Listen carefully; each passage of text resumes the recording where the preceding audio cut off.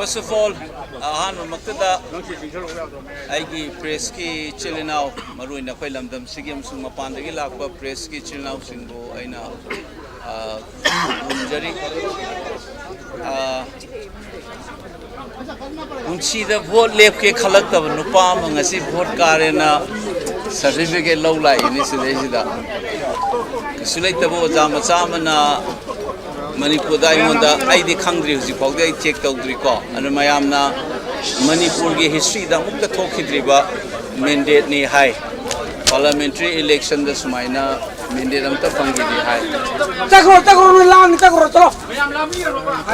ana masina takudi kari take da ina hek vote campaign tawringai matam na soina haije gibdo vote le paise aina lepana te khoi kangbu mana lepani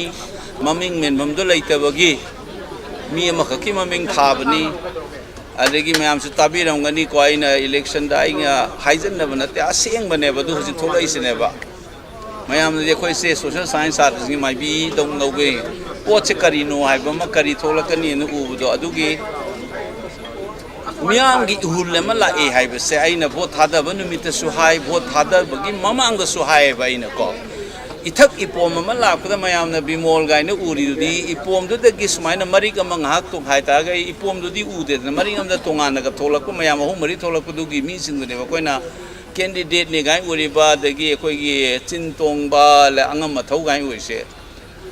asumaina bimol se mari ka ma chung tholak pa ni miyam gi lai ba I ho du gi saruk ne sai hana su haija gi ba du ni adu hujik akoi gi mang da tar na lai re ba si miyam gi mandate ni kari se aina tebase Manipur gi achumba pamba anova rajniti makhal sen na tawdaba dagi nampu sa su tawdaba wangang sangang lu daba thaksi khasi yaudaba Manipur da tawreiba mayam sibu yaning daba pen daba mayam mama leba pu nuksijaba asuk koina leirak pa chahi cha kya hengak pa leipak sibu thawai usitabada dum phuna handana hatok na handana dum tamaga chahi amagi type de tawrak pagi pen daba nungai taba mayam do madugi khonjel ne khoina tarise this is the voice of those people who love their motherland and who resented very deeply the kind of things that we have gone through in the last 1 year, the kind of suffering, the kind of tragedy, and people are letting it go on for a year. I have said before this also that when communal riots or this violence happens, barely it takes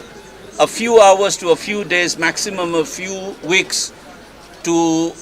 bring everything under control. I quite enough for last 1 year in our case. Chalan na chahi chupa mato ise thawai da ba kaweba plus usitaba aduna chahi lising cha kaya leira aba iramdam gi miyam amusung iramdam asibu usit thawai da ba do tawrakanu haidana miyam na tholakhiba khonjel duni mayam na vote ki result oina ubiga no base. This is my first appeal to my people that let's understand I am no one pikrabami masamani oza masamani thabak tawraga isagi jibika ina pamjaba profession du ge research tawdana angang loina dana larik taktana leibidu iramdam nu nungsibana ai khaktana te mapan da leiba America da leiba Australia da leiba UK da leiba Bangalore da leiba Pune da leiba Chandigarh da leiba mayam Kolkata mayam thuidana sa adagi ekoi sida su kathen pambi dagi na truck driver dagi na politician dagi na micham praja dagi CSO dagi angang dai kai dagi pin da ba mayam na leirabane ba wana tabto adugi voice to aduna this is a clear message to those people who think that they can take for granted the state of Manipur and its people. It's a warning against them. This mandate is a message to them, clear message telling them, don't you ever dare to take Manipur and its people for granted. We love peace, we love dignity, and we live all the respect as a people. Adu usitawai da vida, disrespecting that, you think that, sagun da karai da kainu khara langthoga sapo pijaraga khana halaga yani kain khanba swaida khuraki ina sa lai sabo kangbu da sentum thadaraga sumatna tawni gaina tawbudo yaroi haidana tholakpa voice ne banga handaki election gi result se ko now masi akoina makhata bada kaino da si step ama lanchal na aina sumu hanjage election gi campaign tawringai matam da ina haibadu ne ba ahong say mga sida ubo fangani kharadi kainoda aina tobu khakta na te dunga sagi ihau dugi ifom dugi mamai chumbagi one as a leader ko tawdu ri akoi public mayam sina tawdu ni aina 13 point ana ya la thamjagi bam su leibani adugi dagi specific oiba program aina sumarak tai gi social media so haijagi bidini irrespective of the result vote ki kage ra karoi da tawgada ba thabak te dum tawgani. And for your information, if in case you are not aware, akoi ke mukhangwani de khali national media na Manipur da thoi ba ihosibu kramaina lan na sandu e haina se pen da ba mayam do we had a painstaking am tina one akoi na available scientific study ma torga pe sani pam da lari kam phonga ga media na maitai bu kari haina uhali Manipuri rang ju kamai uhali lan uhali haibu ke lari phong do madu mi man sida gera among ngangning bada ngang sunu adu ge thabak to hojek is available online mapal.org da phangmani lari ko na hard copy on su sik thola ani sumain tawdana tawgada ba thabak yamna lei aigi da akhoi gi Manipur gi history bu lan ibagi mawang ama tawri sigi su adu ba akhoi question na laktara ai question amani khang lasen jogi adu ra silor da hangiro ba sidane hana kumiro mo isana ngasagi pose mai pak ngai mawangda conflict resolution se hojik ke thoi ba irang se loisan gani aduga lanjener ga leiba meeting se mayum da hanjalla ngani haibi ke ba adugi potne la adugi mechanism se hojik kai no thambiro isa da khut power kar le adugi potne la che tor mi se there are things which aina haige to gar mi se irang je thokku da sagon rak pa chahi tara kun hen da tor pa Manipur gi itihas hai tare ko ai koi gi puari da lan ibudugi Bakhuma mo inana ba hoji already I have started to work on that one akogi maduda academically sound oiba response ama tawna ba Manipur gi itihas pu lana ibagi matang ama akoi I already haure irrespective of the religion. Now I nanga sa haijagi ba tarahum doi pi gi ba agenda tu gi manung da priority da ina number 1 da thamge ba potino ji hang birai se that akoi gi hojik lady ba akoi gi mayum mai kai leida na lady by Koigi, relief came to labor since I number 1 priority say Makoi se mayum da hanjana na boho na ba haibe se masigi efforts ni I coin a cow toke away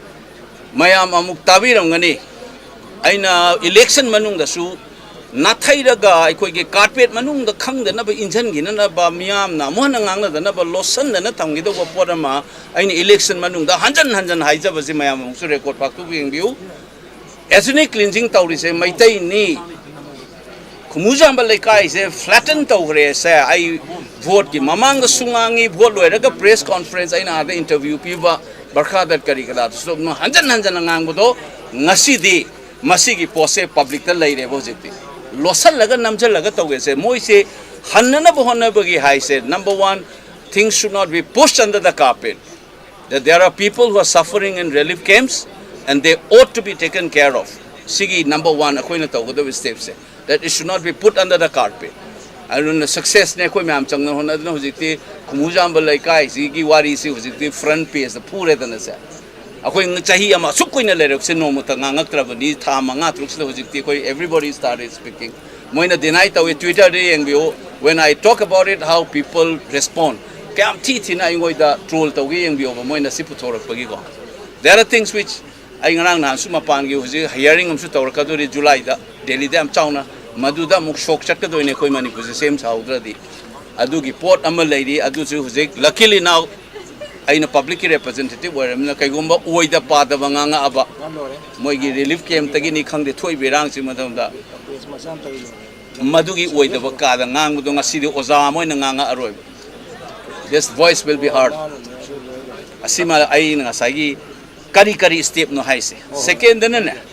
sigi issue se public ta putho ga sakjan bai se government na lo do decision ne ba ko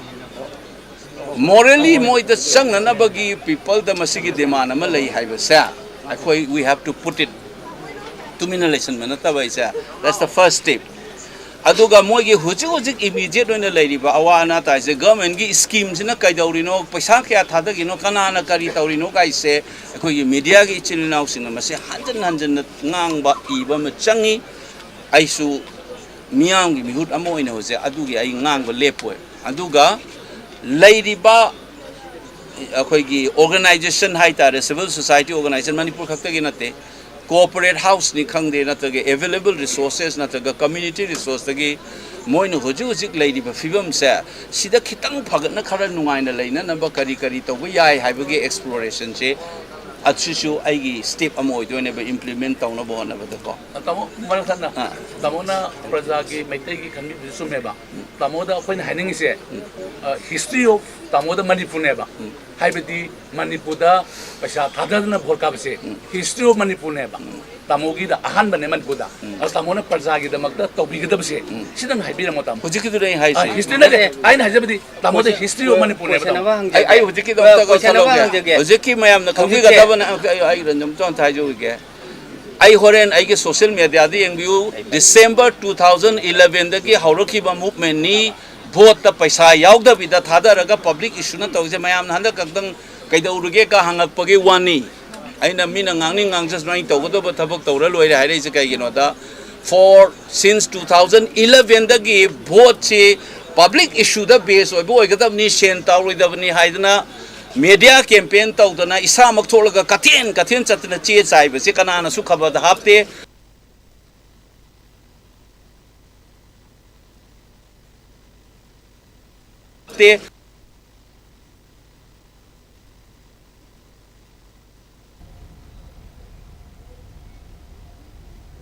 Okay. Okay, visual see. Masigi effected 2027 ki assembly election kamaina mamita hanga dage I basigi I movement ama hauna na busu makha sa thagali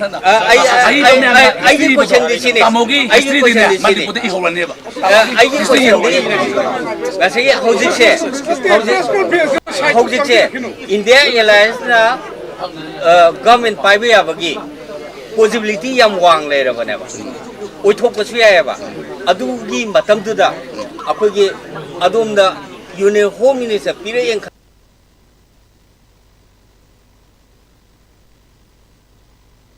this is habitat network se kitang disruptive oib number maragta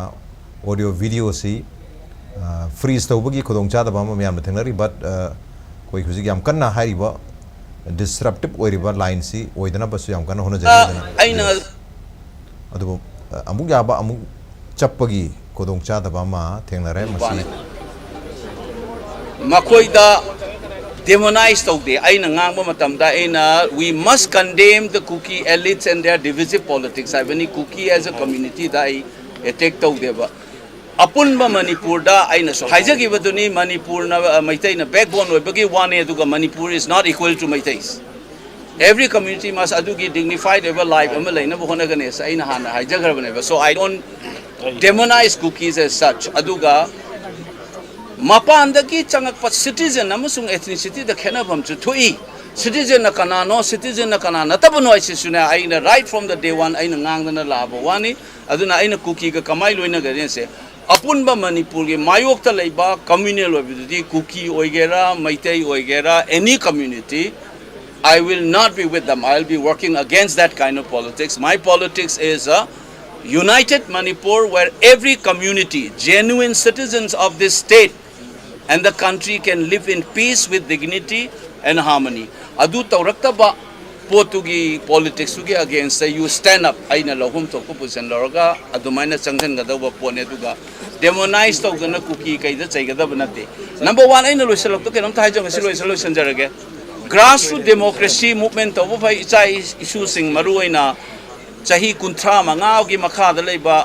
aina Manipur miam da appeal to janing ma mani khatang haijarongge makhoi gi life ni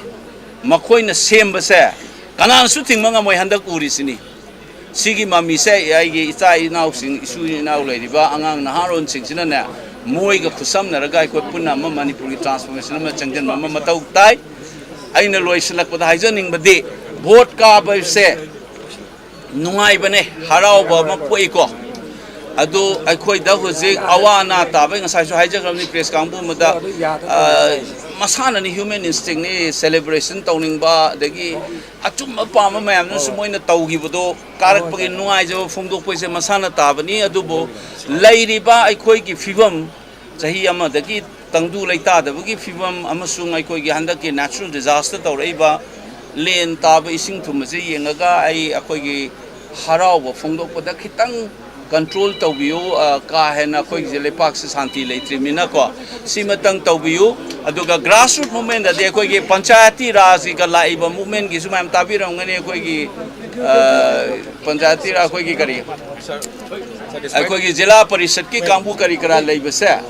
moi se khoi gi se sugum ba se khoi grassroots khoi strengthen tawba ma changi sigi grassroots level gi workers sing se da injustice tawba kopa natraga naharonda aling khwaidagi maru oiba freedom of expression ai tasengna ai ngasi haijar isini press ki sinau singda ai khoi gi press ki sinau thongna kar ka phabiu